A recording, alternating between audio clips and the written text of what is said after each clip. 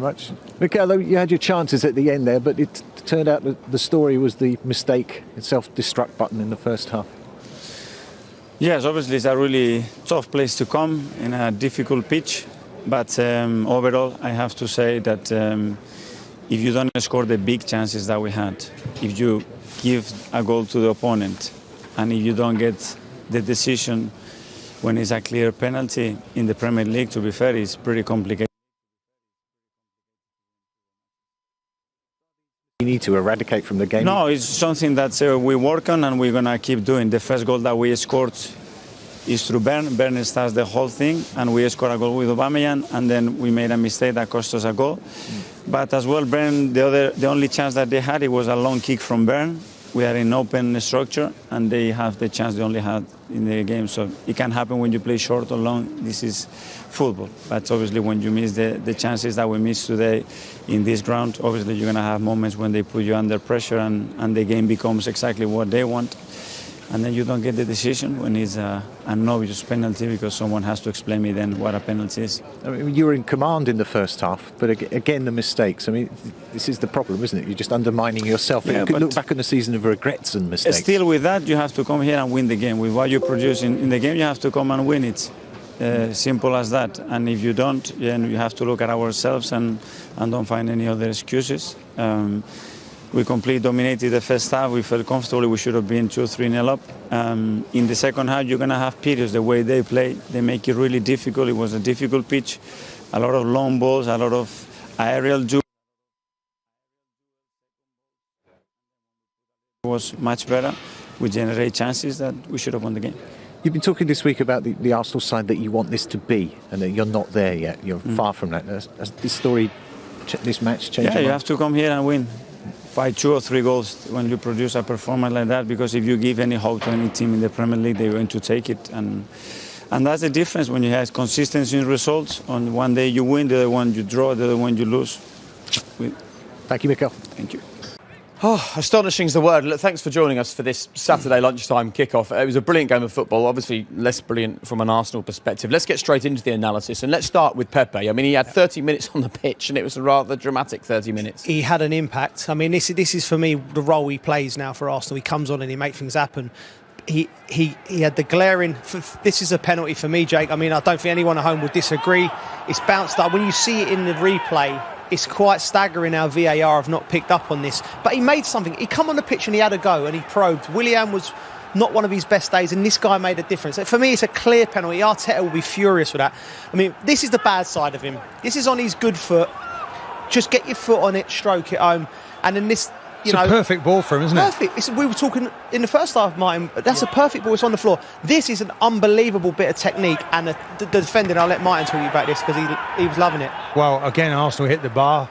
But, you know, OK, it hits the shoulder. But if we take it back to the original handball, I cannot understand how the VAR have looked at that and then decided... Which they did do. Yes, and decided it wasn't a penalty. That, of course, only the right decision's been made there. Great defending. Let me explain what they've said to us then. We know that now with the new law about the T-shirt that should have been chalked off, and that's VAR perfect. Difficult for the referee. Game's moving fast. VAR clears it up. The problem with the first one is consistency. So it's only a little while ago that we saw a penalty being conceded by Ryan Bertrand for Southampton against Wolves. The ball was whacked at him from a few yards. Today, the Premier League have been in touch with us to say this was a question of proximity. So on that day, proximity didn't matter. Today it does. Well, exactly. That's exactly that, Jake. You know, it doesn't matter until today, does it? And I know the rules are going to be changed, but for me, that's definitely a handball. You know, we wondered if it was initially handball, but this is very definitely out comes the arm. And how is that? How have VAR looked at that? There's somebody in the VAR hub has looked at that and said no. Is beyond me. Kevin Friend looked at it. Well, the proximity argument, right? Okay, so we had the Ryan Bertrand incident a few weeks ago, and it's a bit further back. So where's the cut-off point? When does it become not a penalty because you're too close and you can't get your hands out of the way? And when does it become And it's a real down to interpretation. Interpretation. But that's the key thing. People will use this to criticise VAR. All VAR is doing is the job it's there to do: give more information to the officials. Today, Kevin Friend looked at it and thought, no. Another day, Martin Atkinson looks at Ryan Bertrand and thinks, yes. Well, so it is. It's about human beings. Yeah, but VAR is there, isn't it? If there's a clear and obvious mistake, if the referee gives that initially, they're not going to overrule it, and they haven't deemed that it's enough to change the referee's mind. I disagree strongly. OK, wonder what Sean Dyche makes of that and the rest of the game. Let's get his reaction. He's talking to Des. Sean, congratulations. We've got plenty to talk about. Where do you want to start? Well, overall, another good point against a good Arsenal side, but I thought we were, we attempted to affect the game by pressing all match. I was super pleased with the ability of our players because we're relying on the same group, and I thought they were outstanding the way they kept going after Arsenal for the whole of the 90 whatever minutes that was played. Substitute had an incident-packed few minutes, didn't he, Eric Peters? Fantastic clearance, red card and VAR decisions. Yeah, look, I'm a fan of VAR. Everyone knows that. I know it's got to be streamlined. We know that, and there's some moments when it doesn't nick up, but that's when it's worth its weight in gold, because it clearly hits him on the shoulder. The thing I would say about the referees, it's a funny one today. He couldn't wait to get the red card, and I don't know why that is. You just give yourself a second, absorb it, then you make a decision, in my opinion. A fine referee, in my opinion, too. But that moment, look, it's an important moment. That's what VAR's for. It's for them exact moments, or that's part of it, for sure. You made a worst possible start in many ways, giving Arsenal advantage. Defending was a little bit sloppy, maybe the goalkeeper as well. Soft start, I thought, but I said to him half time, there's not a lot in it. As regards our performance, it's probably 1% more from every player, just a bit more purpose to the play, both defending and attacking. But there was plenty of that second half, that's for sure, because our defending was outstanding, blocking and when we had to, especially at the end. And we created probably the golden chance of the game with good play from Teixeira and Woody to get in behind them, and the keeper makes a good save. They gave you a gift as an equaliser, and from that point you seem to have lifted everybody, didn't it? Well, yeah, because it wouldn't have been about our pressing, of course. It would have been a gift, wouldn't it? Not about our pressing that we went after the whole game, of course. The fact that we pressed them for more or less the whole game, or we certainly tried to, then sometimes you get your rewards, and I thought we did. We set out to do that. We wanted to do that. We did it down their place very well and effectively, and I thought we did it for a large part of the game. Today, it's not easy. These sides contain some very good technical players. They play out of tight situations well. They shift the ball quickly. So it's not easy, trust me, to do that, but the mentality was firm today, that's for sure. And that's a big point, isn't it? It's this stage of the season, like climbing a mountain, one foot in front of the other, and you seem to be getting further and further away, just grinding it out. Well, it's been a tough spell for us. We hope this spell now gives us a chance to get people fit. Obviously, Charlie Taylor, we lost him again today. Hopefully, that's not too serious. It's been a tough run of games, a tough the schedule for sure, and especially when we ran out of players at times. So I've been pleased. Like I say, I must commend the players again today because the amount they've put into that performance to make sure we get something for the game, that's as important as anything over a season. You still need quality, of course, and organisation, all them things, but the mentality of a team is very, very important, and ours have got a very strong mentality, without a doubt. Thanks, Sean. Well done. Thank you. Yeah, as we said, the points are reality that is getting them the points. And in their last two games, 12 shots on target against the opposition, against decent opposition as well. Things are turning around, moving in the right direction. We spent a lot of time talking about Arsenal, but let's not detract from the way that Burnley set their stall out here today. 2 tough games, wasn't it, in a week? Arsenal sitting watching them in midweek. Thought they played exceptionally well in that game, demonstrated that they can pass the ball. They seemed to go up a gear in the second half. Pressed.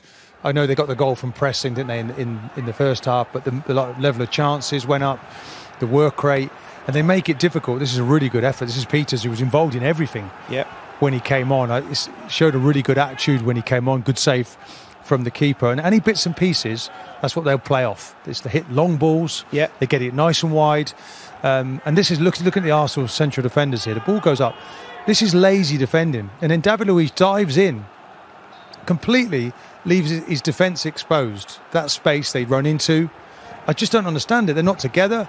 David Luiz is walking at this point, and then really they should have put that away. Great save from Leno to rescue the situation from an Arsenal point of view. Gets a foot out there, should be a goal. That it should be. I mean, we could pick the bones out of the Arsenal performance, but for Burnley, we have to give that man there and his players massive credit. Like I said just earlier, we had a great vantage point to see them pressing. Sometimes you see teams pressing and it's a bit bitty, and the players are not really buying into it. Every one of Dyche's players buys into their press. Then when they get into these final third, players like Wood, Westwood, Brownhill, they've all got quality. Vidra was good today, buzzed about. Rodriguez come on. Everyone was making an impact.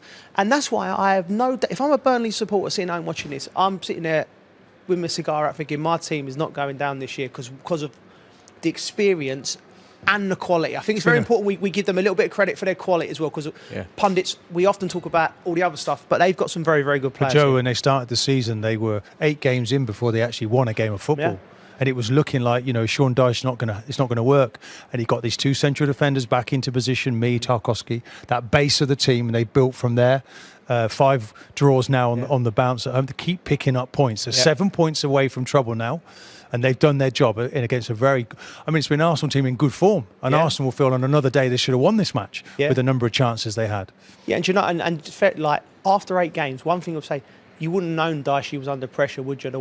Sometimes as a manager, when you're standing out there, he was like, calm lads. Even at half time today, what he said, 1 minute, just 1% more from every player, and we'll be fine, lads. He's just got a calmness to him that this club is very lucky to have him.